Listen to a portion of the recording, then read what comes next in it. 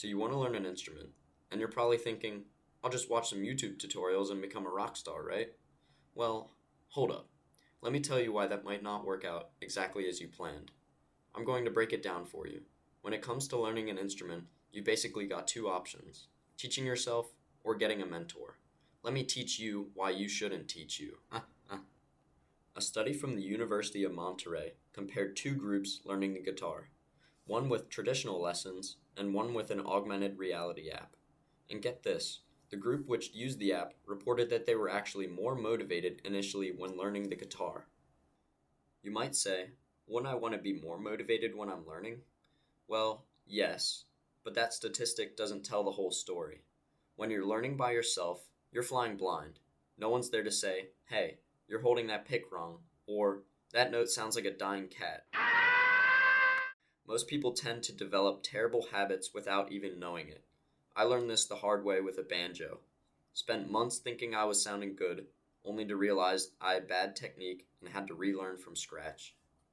Speaking more on motivation, according to William Hosmer, author and charter trustee of Syracuse University, self-education can lead to decreased motivation and a lack of structure in learning. Unlike mentorship, where instructors provide support, when you try and teach yourself, you must depend merely on your own discipline and motivation to practice your instrument. On the other hand, mentors can help you develop a routine for learning by assigning new things to practice outside of lessons. This will encourage you to keep playing the instrument and not get burnt out due to the new content assigned. Here's another thing. Mentorship offers something self-teaching just can't: personalized feedback. According to professional clarinetist Wesley Ferreira, mentors give you honest and constructive feedback, help you develop self-awareness, and inspire you to reach beyond your own perceived limitations. This means when you play that tricky riff wrong, a mentor isn't going to just tell you it's wrong, they'll tell you why and how to fix it. That's huge when you're starting out. Mentorship also makes you more likely to succeed in the long run. I can speak from experience. When I was in middle school, I started learning trumpet a year behind my classmates. Thanks to my mentor, who took the time to give me weekly lessons and constant encouragement, I caught up in no time. I even played a solo in my first concert. That kind of growth would not have been possible without the guidance of a skilled teacher. And let's not forget this. Mentors are great for motivation in ways apps and YouTube will never be.